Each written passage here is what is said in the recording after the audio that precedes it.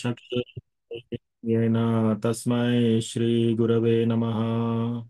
श्रीचैतन्यमनोभीष्टं स्थापितं येन भूतले स्वयं रूपा कदा मह्यं प्रददाति स्वदान्तिकम्।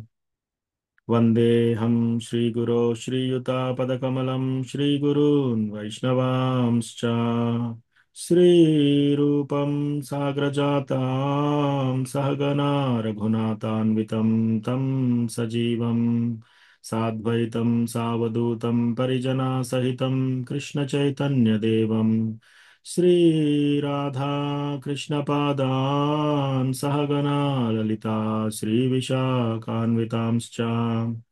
हे कृष्णा करुणा सिन्धो दीनबन्धो जगत्पते गोपेशा गोपिका कान्ता राधा कान्ता नमोऽस्तु ते। तप्त काञ्चन गौराङ्गी राधे वृन्दावनेश्वरी वृषभानुसुते देवी प्रणमामि हरिप्रिये। वाञ्छाकल्पतरुभ्यश्च कृपा सिन्धुभ्य एव च पतितानां पावनेभ्यो वैष्णवेभ्यो नमो नमः। जय श्री कृष्णा चैतन्य प्रभु नित्यानंद श्री अद्वैता गदाधर श्रीवासादि गौरभक्त वृंदा। हरे कृष्णा कृष्णा कृष्णा हरे हरे, हरे रामा राम राम हरे हरे। त्रिनादपि सुनीचेन तरोरपि सहिष्णुना मानिना मानदेन कीर्तनीय सदा हरिः। कथञ्चन स्मृते यस्मिन् दुष्करं सुकरं भवेत् विस्मृते विपरीतं स्यात् श्रीचैतन्यं नमामि तम्। संसारदुःखजलदौ पतितस्य कामा क्रोधादिनक्रमकरे कवरीकृतस्य दुर्वासना निगडितस्य निराश्रयस्य चैतन्यचन्द्रमम देहि पदावलम्बम्। चैतन्यचन्द्रमम देहि पदावलम्बम्। हरे कृष्ण प्रभु दंडवत प्रणाम। प्रणाम माताजी। ओम नमो भगवते वासुदेवाय। ओम नमो भगवते वासुदेवाय। ओम नमो भगवते वासुदेवाय। नारायणं नमस्कृत्य नरं चैव नरोत्तमं देवीं सरस्वतीं व्यासं ततो जयमुदीरयेत्। नष्टप्रायेष्वभद्रेषु नित्यं भागवत सेवया भगवती उत्तमश्लोके भक्तिर्भवति नैष्टिकी। चैतन्य महाप्रभु की जय। हरे कृष्ण। సో ఇస్కాన్ వరంగల్ భక్తులందరికీ స్వాగతం. మీరందరూ వైష్ణవులు కృష్ణ కథ వినడానికి వచ్చారు. సో నా యొక్క దండవత్ ప్రణామాలు స్వీకరించండి అందరూ. సో ఈరోజు మనకు అసైన్ చేసిన వర్స్ వచ్చేసి 2:10:8. ఎస్, రెండో స్కందము 10వ చాప్టర్ 8వ శ్లోకం.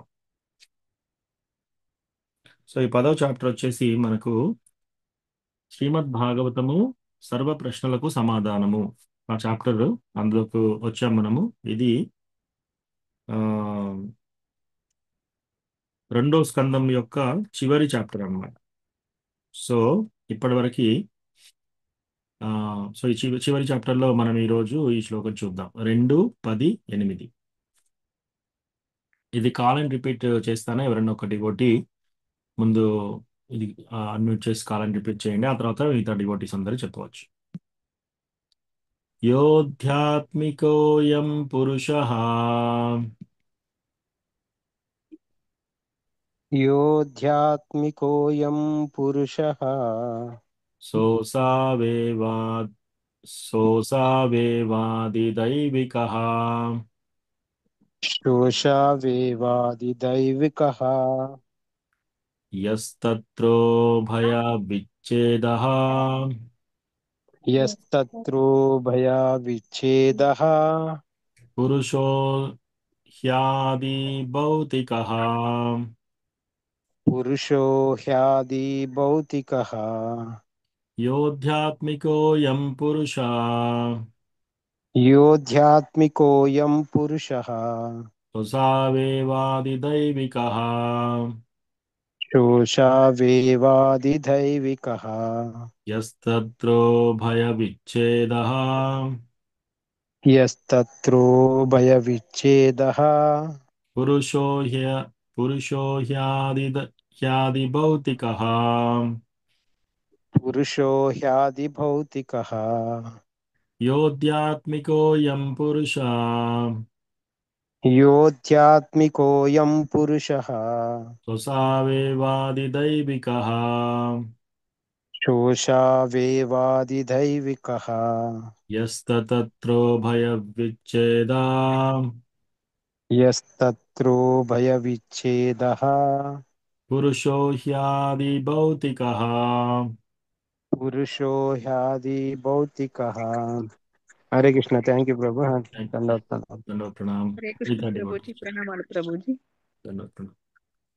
योऽध्यात्मिकोऽयं पुरुषः सोऽसावेवादिदैविकः यस्तत्रो भयविच्छेदः पुरुषो ह्यादिभौतिकः। हरे कृष्ण। थैंक यू प्रभु जी।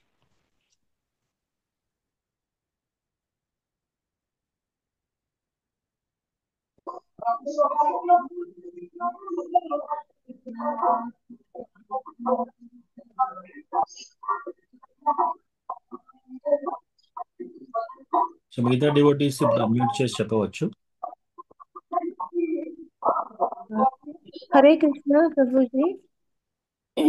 योऽध्यात्मिकोऽयं पुरुषः सोऽसावेवादिदैविकः यस्तत्रो भयविच्छेदः पुरुषो ह्यादिभौतिकः। हरे कृष्ण प्रभु जी। हरे कृष्ण प्रभुजी। यो यो आध्यात्मिकोऽयहं पुरुषः सोऽसावेवादिदैविकः यस्तत्रो भयविच्छेदः पुरुषो ह्यादिभौतिकः। हरे कृष्ण प्रणमः। हरे कृष्ण प्रभु जी। यो आध्यात्मिकोऽयं पुरुषः सोऽसावेवादिदैविकः यस्तत्रो भयविच्छेदः पुरुषो ह्यादिभौतिकः। हरे कृष्ण प्रभु जी, ప్రణామాలు.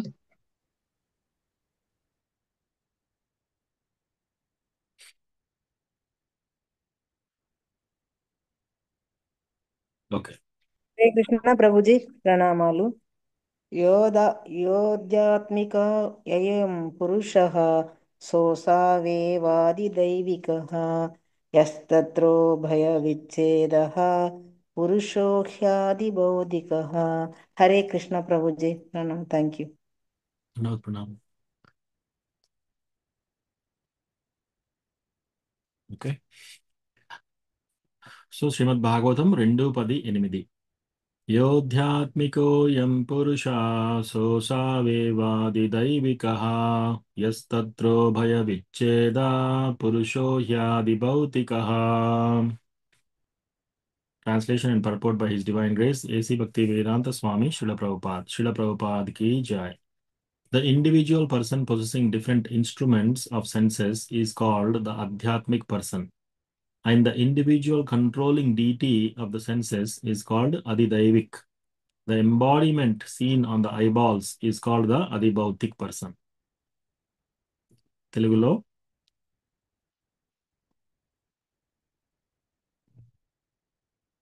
వివిధ ఇంద్రియములను కలిగిన వాడు ఆధ్యాత్మిక పురుషుడనియు, ఇంద్రియముల అధిష్టాన దేవత అది దైవికము అనియు, దృష్టికి గోచరించు దేహము అది భౌతిక పురుషుడనియు పిలువబడును.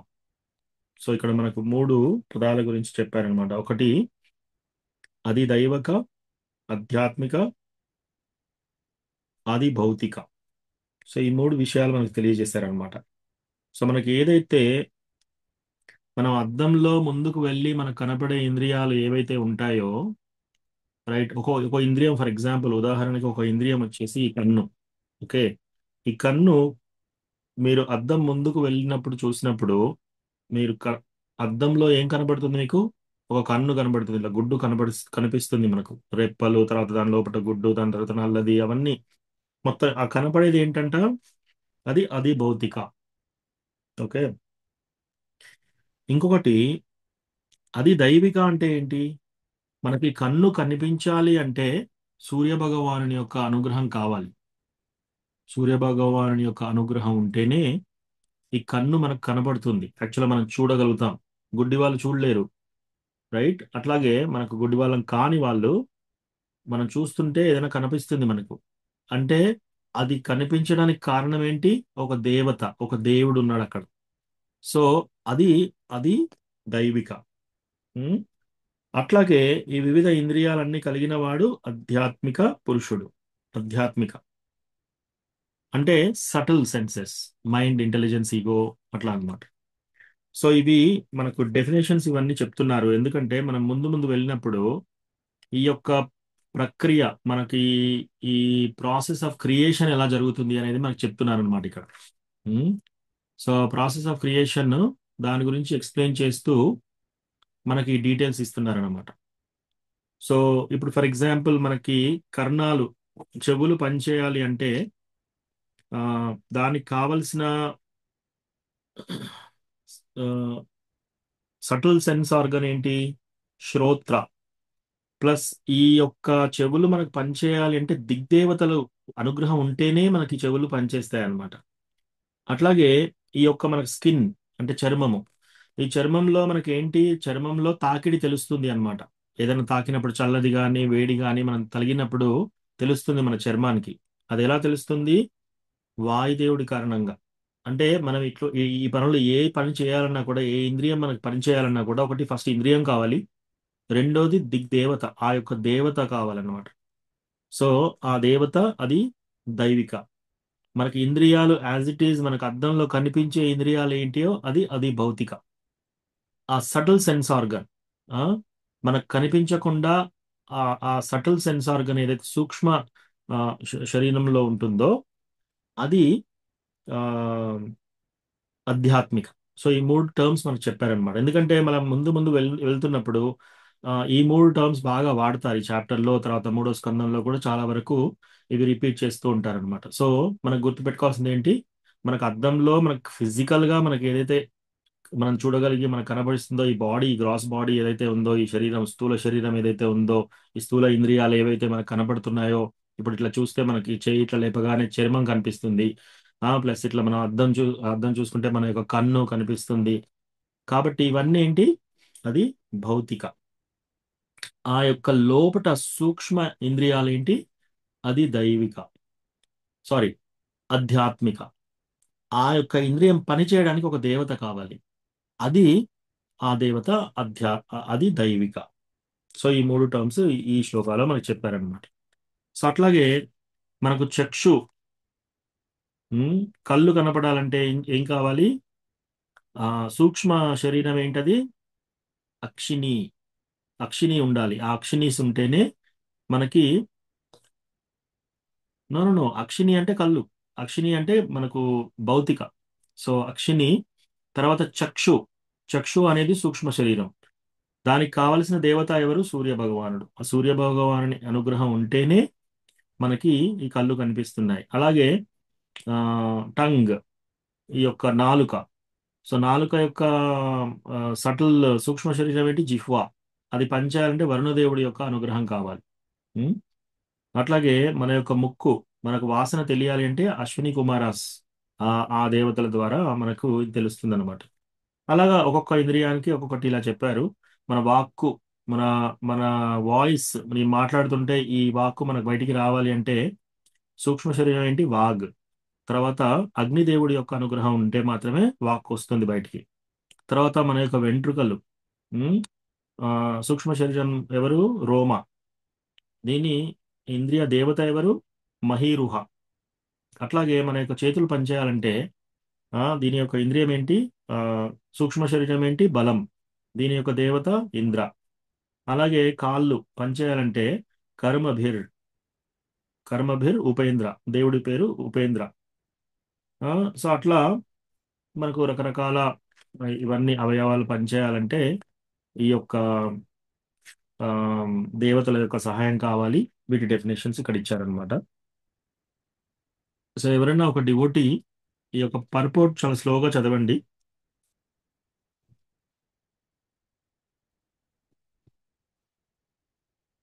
ఈ యొక్క భాష్యము ఎవరైనా ఒక డివోటి అన్మ్యూట్ చేసి స్లోగా చదవండి.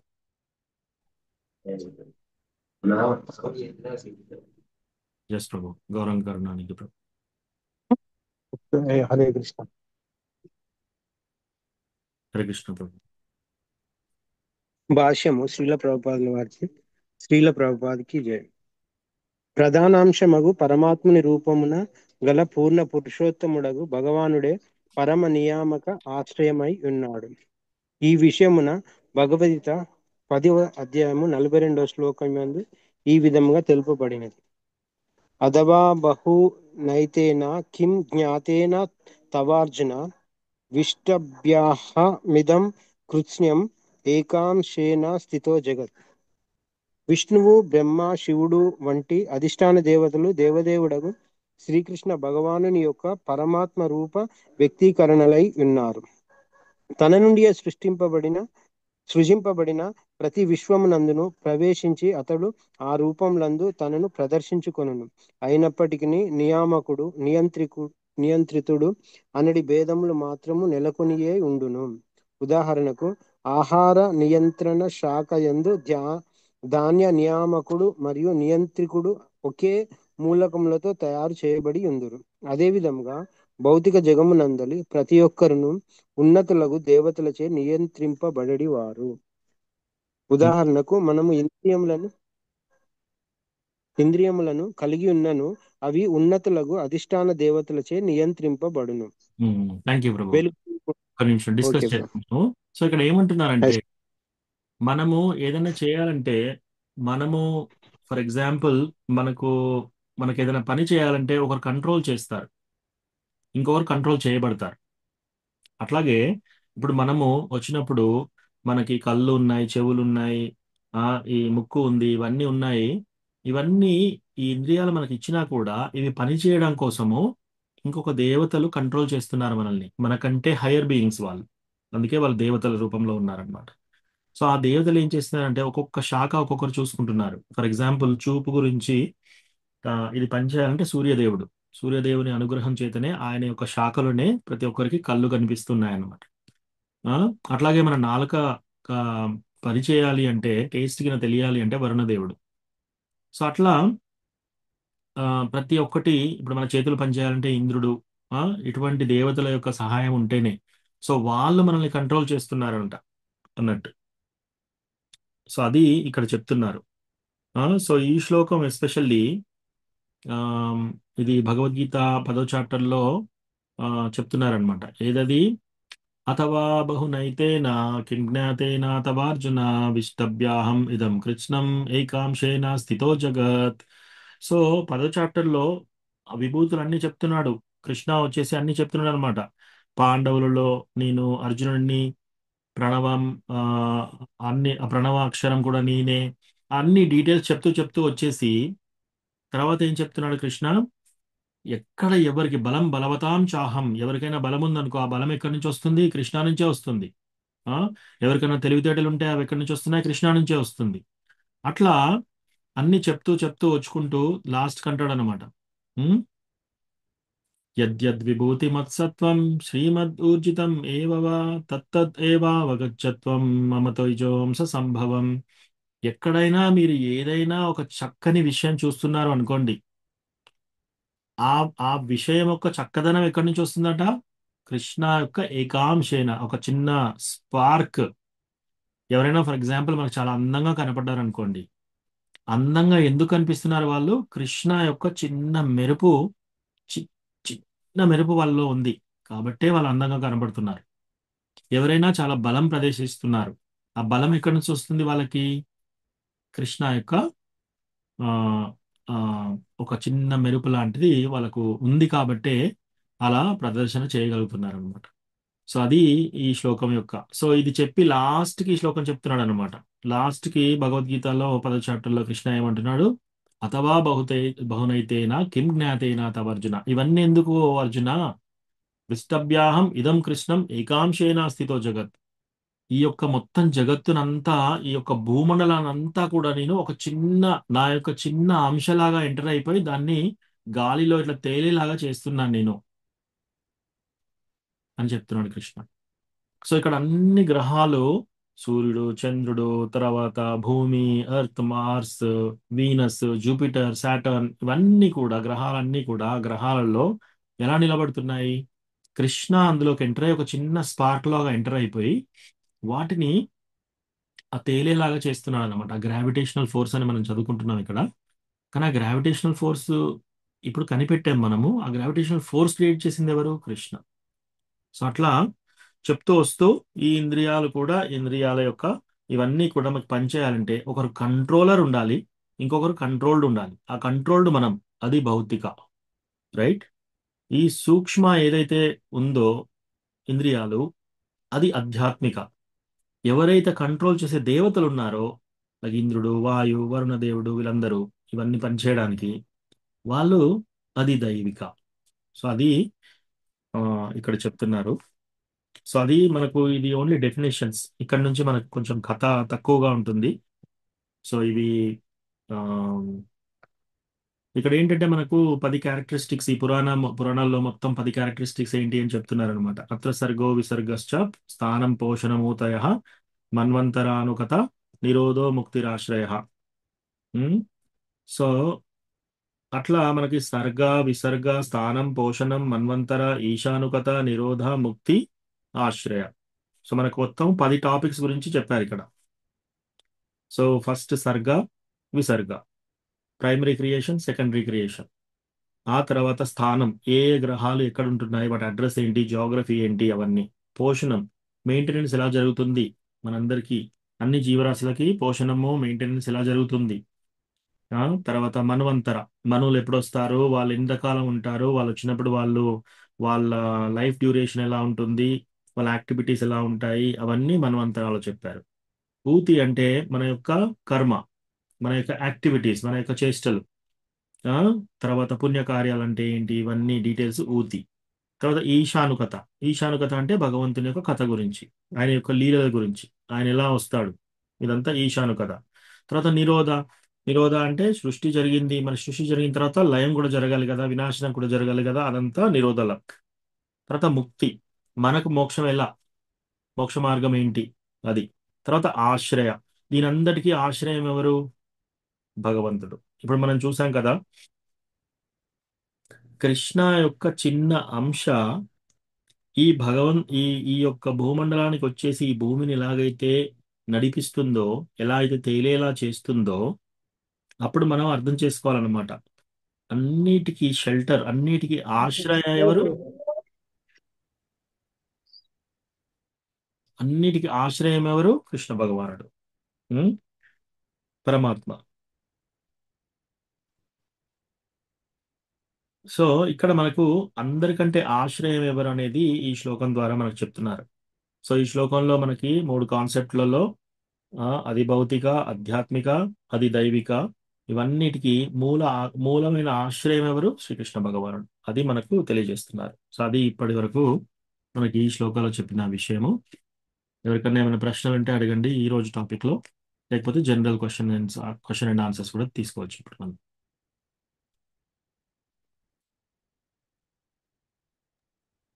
హరే కృష్ణ ప్రభుజీ.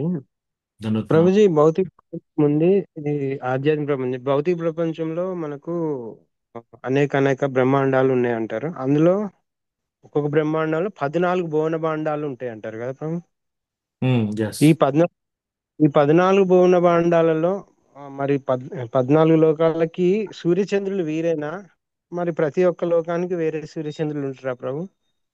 అసలు అవసరం లేదా వాటికి? మంచి ప్రశ్న ప్రభు. ఒక్కొక్క బ్రహ్మాండానికి ఒక సూర్యుడు ఉంటాడు, ఒక బ్రహ్మాండానికి ఒక సూర్యుడు, ఒక చంద్రుడు. ఈ 12 ఓకే. లోకాలు, ఈ 12 లోకాలు అంటారు కదా.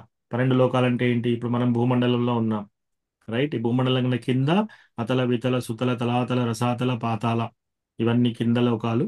పై లోకాలు వచ్చేసి భూవర్లోకం, తర్వాత స్వర్గలోకం, ఆ తర్వాత ఆ, మన జనలోకం, తపోలోకం. తపోలోకం, సిద్ధలోకం, తర్వాత అట్లా వెళ్తూ వెళ్తూ డైరెక్ట్ గా బ్రహ్మలోక, ఉం? జనలోక, తపోలోక, బ్రహ్మలోక. పైన 7 లోకాలు, కింద 7 లోకాలు, మొత్తం 14 లోకాలు. ఈ 14 లోకాలు కలిపి ఒక సూర్యుడు ఒక చంద్రుడు ఉంటారు. ఇదంతా కలిపి ఒక ఒక ఒక గోళంలాగా చేస్తే అది ఒక యూనివర్స్. ఇట్లాంటి యూనివర్స్, ఈ యూనివర్స్ లో ఒక బ్రహ్మ ఉంటాడు, ఆ రుద్ర శివుడు ఉంటాడు. తర్వాత ఈ 14 లోకాలు, ఒక సూర్యుడు ఒక చంద్రుడు, ఇదంతా ఒక బాల్ లాగా ఉండి ఇదంతా ఒక యూనివర్స్.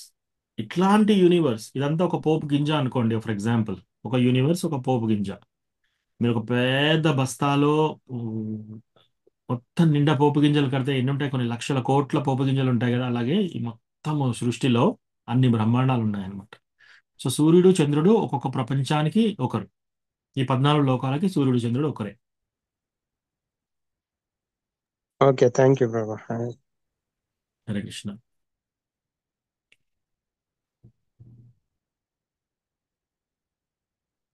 ఇంకేమన్నా ప్రశ్నలు ఉన్నాయా?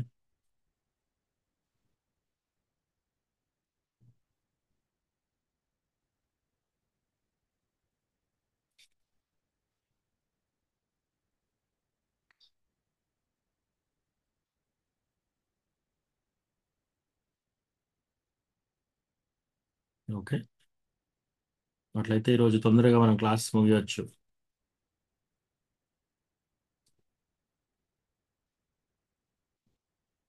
థ్యాంక్ యూ ప్రభు, ధన్యవాదాలు. దండోత్ ప్రణామ్ రాజమణి మాతాజీ. ధన్యవాద ప్రణామం.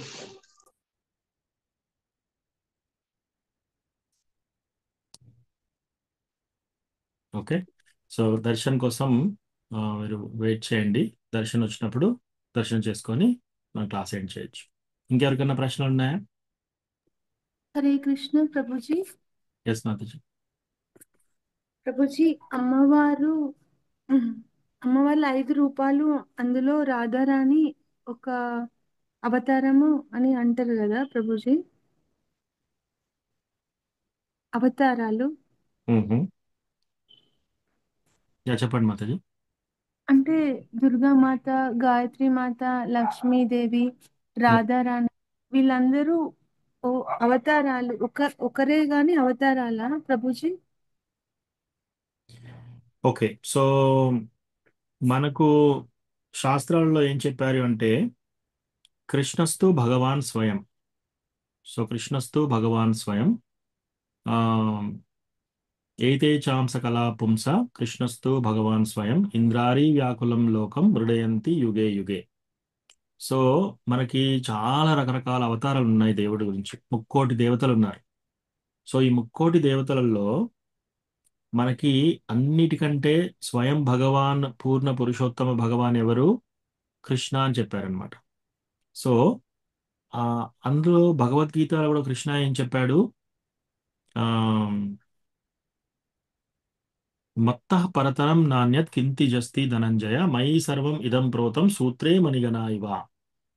ఎట్లాగైతే ఒక దారంలో మనకు ఎట్లాగైతే మనం పూసలు కుచ్చుతామో ఆ విధంగా అన్నిటిని పట్టుకునేది ఎవరు? దారం. అలాగే మత్తః పరతరం, నాకంటే పరమైన ఇంకా వేరే విషయం, మీరు ఇంకా అధికమైన విషయం మీరు తెలుసుకోవాల్సింది ఇంకేమీ లేదు అని చెప్పాడు కృష్ణ. ఓన్లీ కృష్ణ భగవానుడే ఇది చెప్పాడు అనమాట. అలా కృష్ణ చెప్పాడు.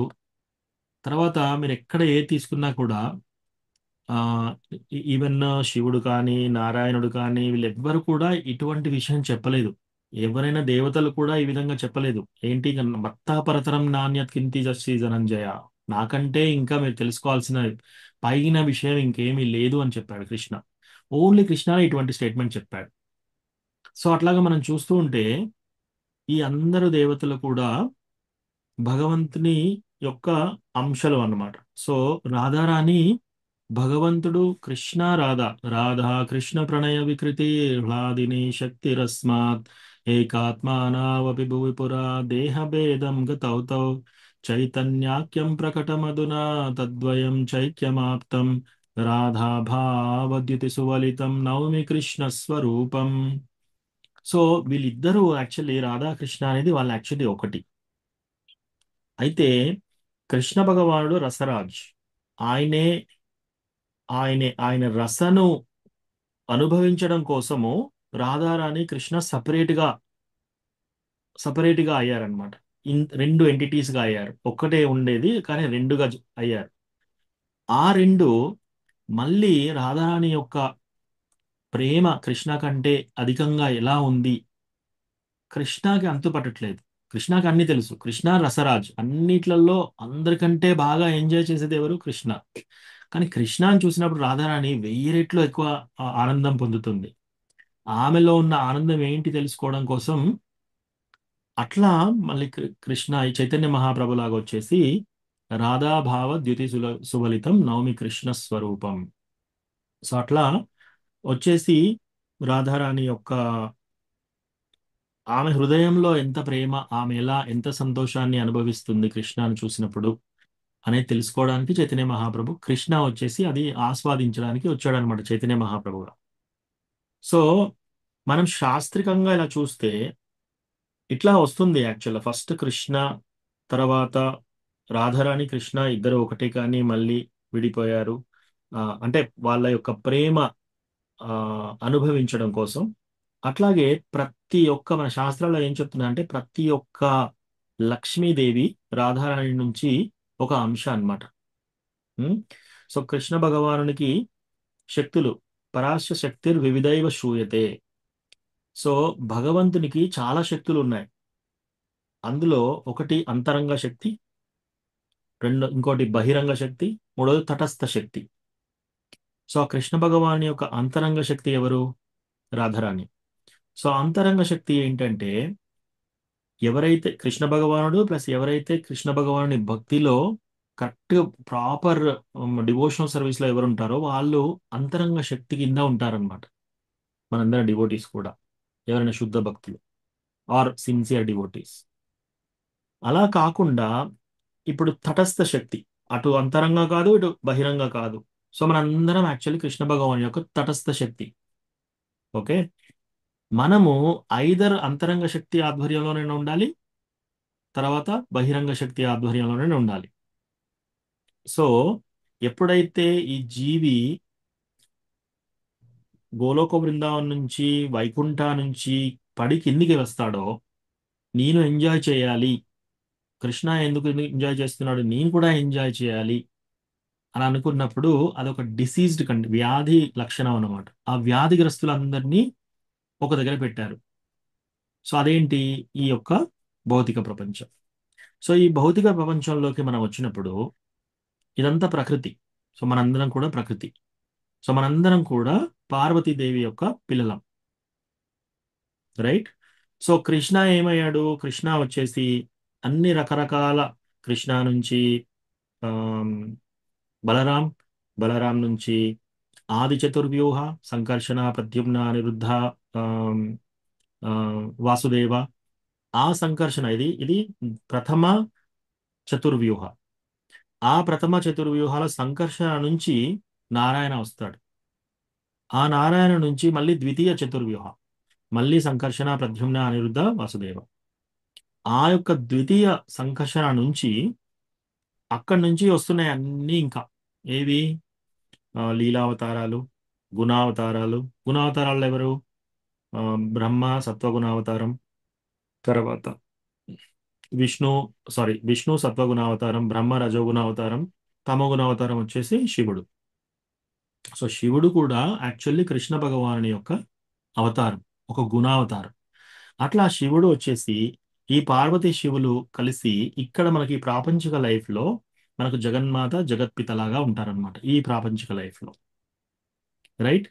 సో ఈ యొక్క పార్వతీదేవి, సో అమ్మవారు అన్నారు కదా మీరు, సో పార్వతీదేవి అట్లా అనమాట. వీళ్ళందరూ ఎవరు? ఈ పార్వతీదేవి కూడా part and parcel of Radharani. Lakshmidevi ఎవరు? లక్ష్మీదేవి కూడా Radharani part and parcels. Krishna చేసుకున్న 16,108 మంది భార్యలు ఎవరు? రాధారాణి యొక్క చిన్న చిన్న అంశాలు.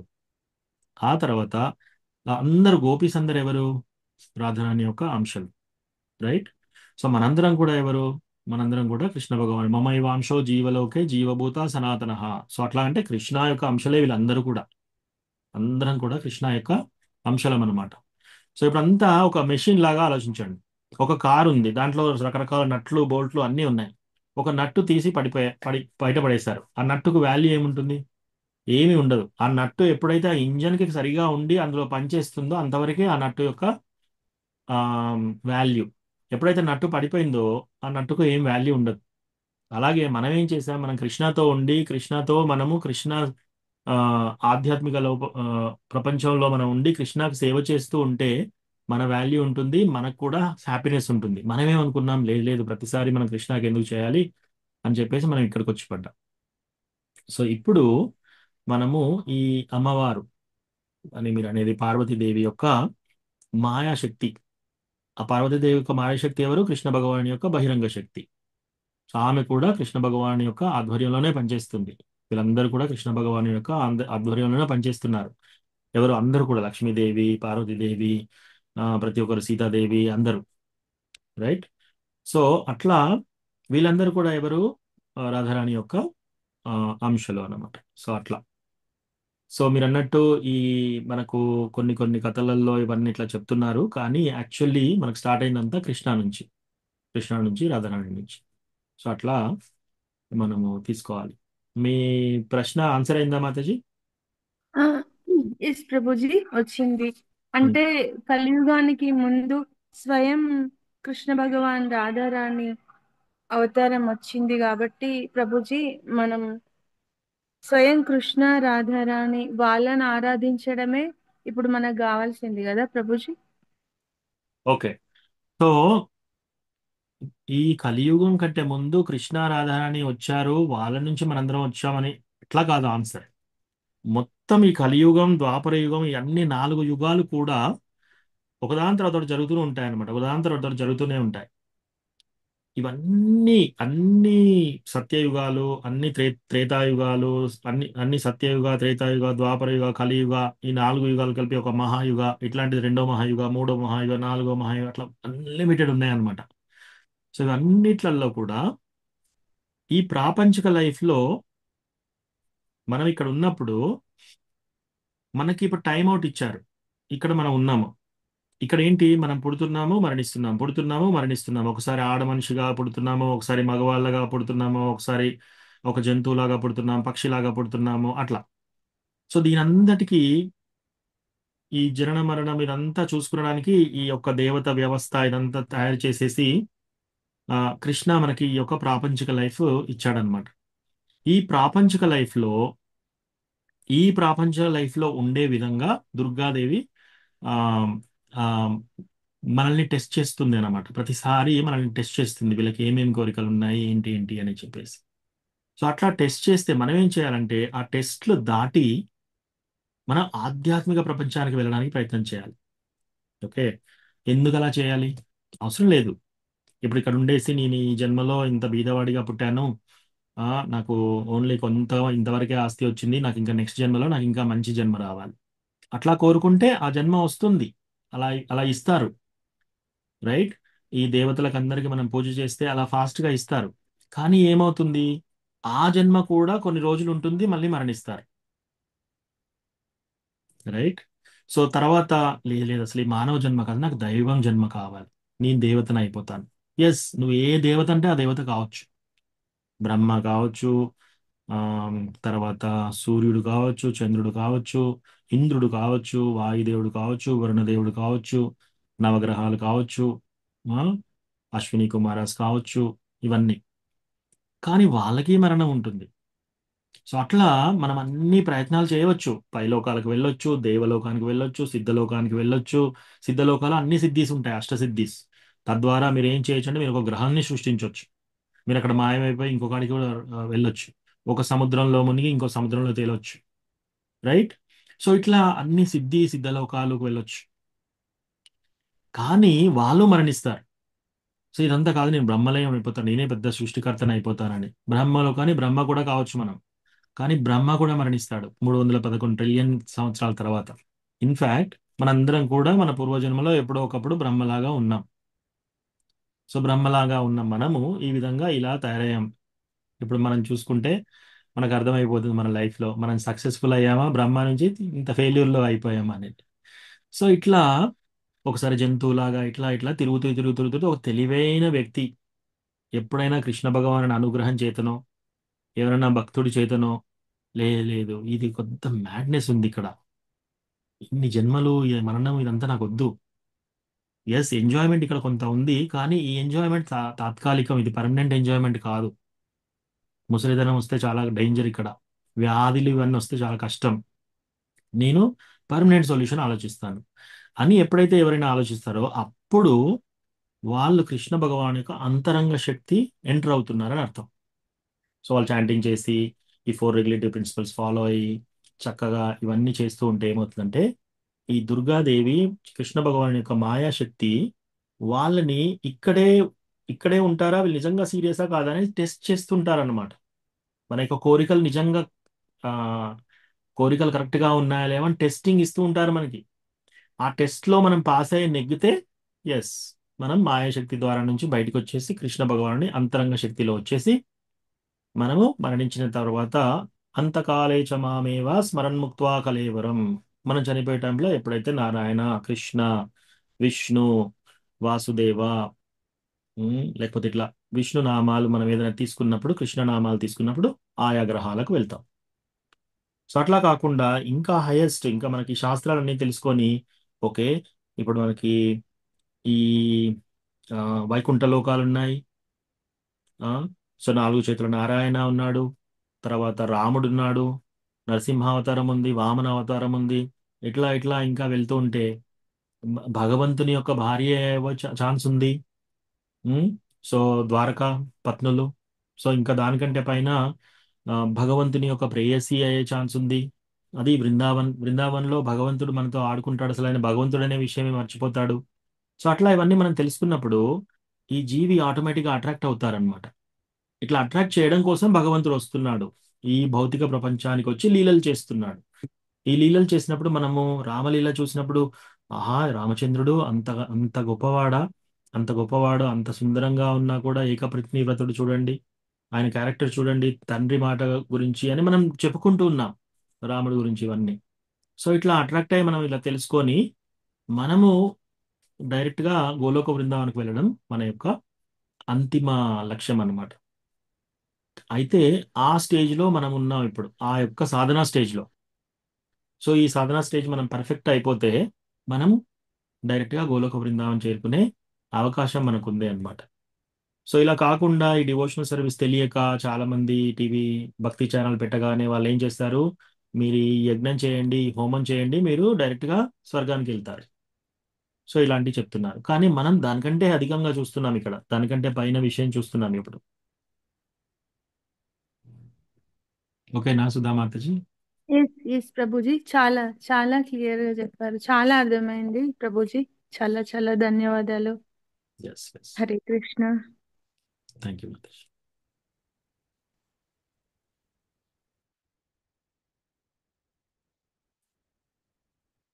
ఓకే, ఇంకేమైనా ప్రశ్నలు ఉన్నాయా?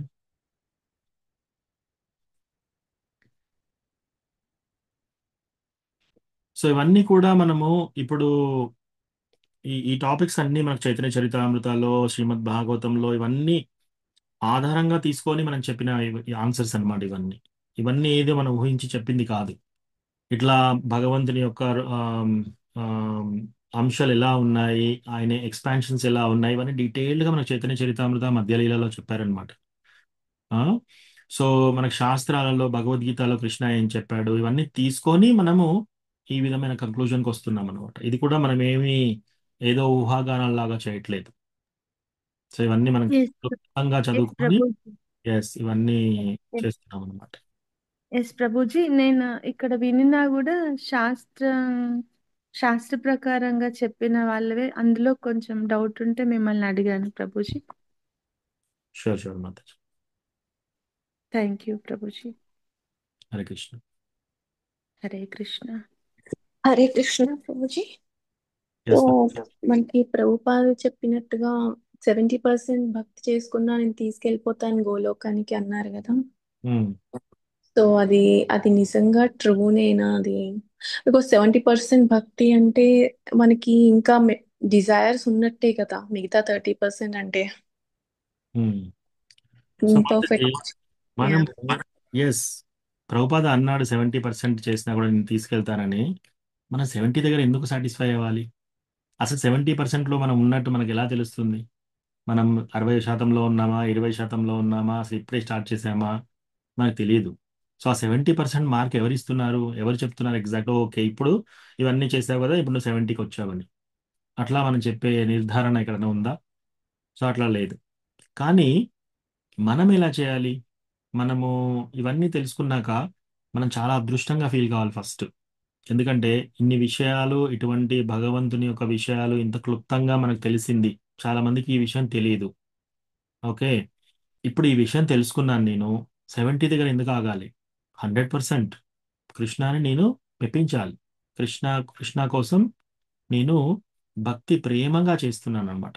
సో మనం 70 దగ్గర ఆగకూడదు. మనము 100 దగ్గరికి వెళ్ళాలన్నమాట. 100 దగ్గరికి వెళ్ళి కృష్ణకి మనం సంపూర్ణంగా 100% మన మైండ్ కృష్ణ దగ్గర ఉండేటట్లు మనం చేయాలి అనమాట. ఎస్, ఒకవేళ మనం ఆ యొక్క ప్రక్రియలో, మనం ఆ యొక్క ప్రయత్నంలో మళ్ళీ ఇంకా మనకి ఇంకా ఇస్తారా? కోరికలు కంప్లీట్ గా ఆ ఇంకా. శ్రీకృష్ణ దర్శనం ఎస్ ప్రభు. క్షమించండి. యా, దండవత్ ప్రణామం ప్రభు. ఎస్.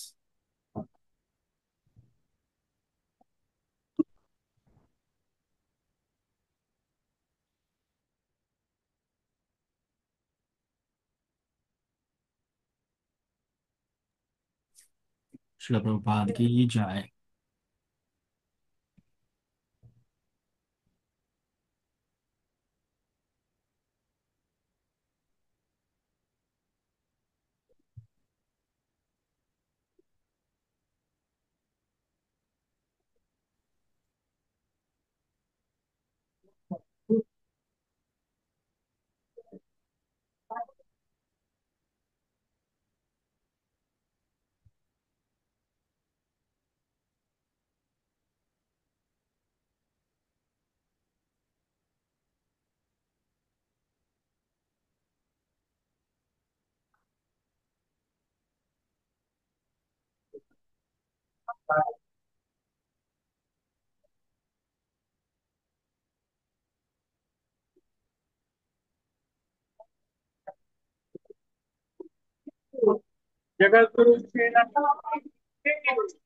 శ్రీ గణితాయ్ కి జై.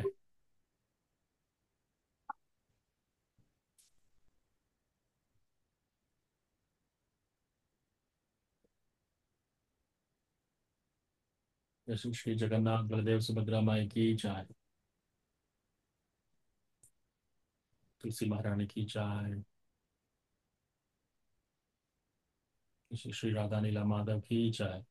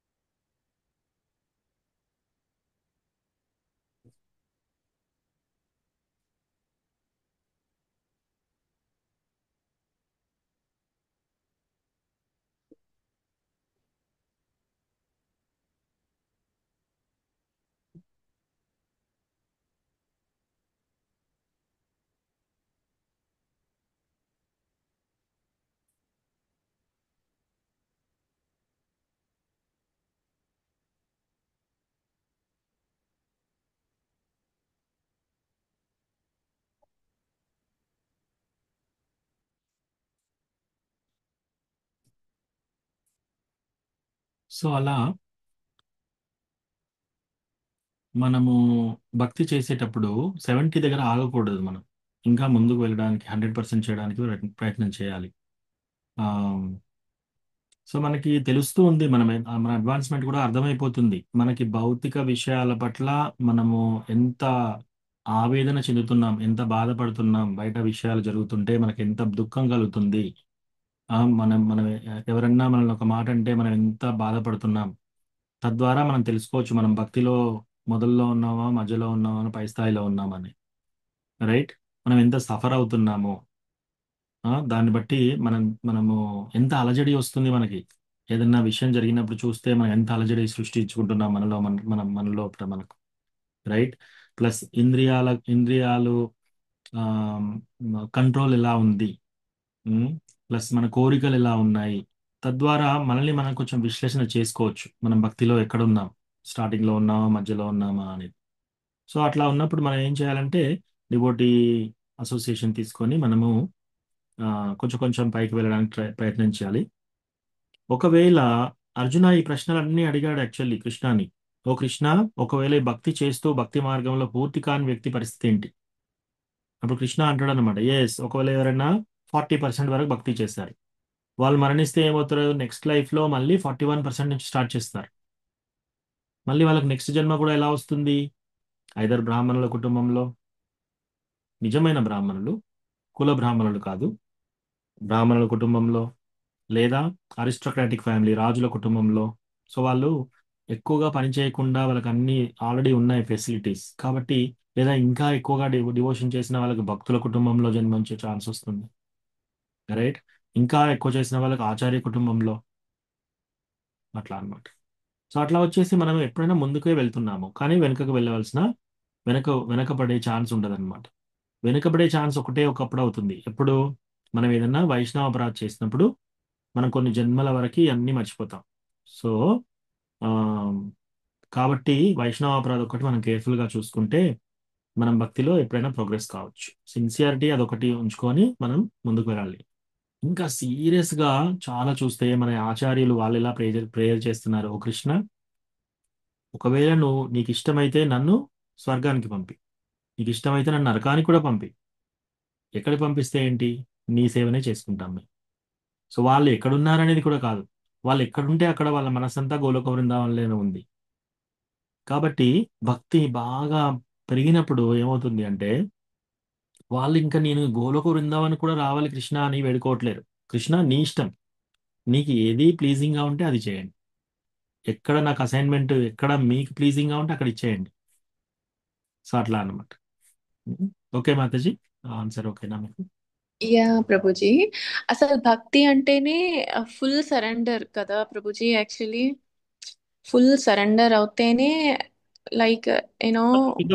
శుద్ధ భక్తి అంటే ఫుల్ సరెండర్. కానీ ఆ సరెండర్ కూడా స్టేజెస్ లో వస్తుంది మాతాజీ. ఒకటే రోజు అందరూ 100% సరెండర్ కాలేరు. సో ఏదో శ్రద్ధ, ముందు కొంత నమ్మకం, కొంత ఫెయిత్ ఉండాలి. దాంతో మనం స్టార్ట్ అవుతుంది మన జర్నీ. తర్వాత సాధు సంఘ, భజన క్రియ తర్వాత అనర్థ నివృత్తి, తర్వాత నిష్ఠ, తర్వాత రుచి, తర్వాత ఆసక్తి, ఆ తర్వాత భావ, ఆ తర్వాత ప్రేమ. సో ఈ స్టేజెస్ వస్తున్నాయి అన్నమాట. సో మనము 100% సరెండర్ ఒకే రోజు ఒకే విధంగా ఉండదు. ఇప్పుడు మీరు డివోటీస్ అందరినీ తీసుకున్నా కూడా ఒక్కొక్క సరెండర్ లెవెల్ ఒక్కొక్క తీరుగా ఉంటుంది. సో మనం ఫస్ట్ థింగ్ ఏంటంటే ఆదో శ్రద్ధతో వెళ్ళాలి. ఎస్, మనం సరెండర్ కావాలి కృష్ణకి, అది తెలుసుకోవాలి, అది తెలుసుకొని ముందుకు వెళ్ళాలి. బట్ ఎస్, మనం ప్యూర్ డివోషనల్ సర్వీస్, మనం 100% సరెండర్కి ఎలా కావాలి అవన్నీ తెలుసుకొని ఆ ప్రయత్నంలో మనం ఉండాలి. ఇప్పుడు ఎంత చేయగలిగితే అంత చేయాలి. థ్యాంక్ యూ సో మచ్ ప్రభుజీ. Hare Krishna. Hare Krishna. Okay, thank you very much. వాంఛాకల్పతరుభ్యస్య కృపా సింధుభ్యేవ చ పతితానాం పావనేభ్యో వైష్ణవేభ్యో నమో నమః. అనంతకోటి వైష్ణవ వృందికి జై, శ్రీల ప్రభుపాద్ की जय. హరే కృష్ణ. హరే కృష్ణ ప్రభు, ధన్యవాద ప్రణామం. హరే కృష్ణ ప్రభు, ప్రణామాలు, ప్రణామాలు, ధన్యవాదాలు ప్రభు. హరే కృష్ణ. ధన్యవాదాలు మాతాజీ. హరే కృష్ణ.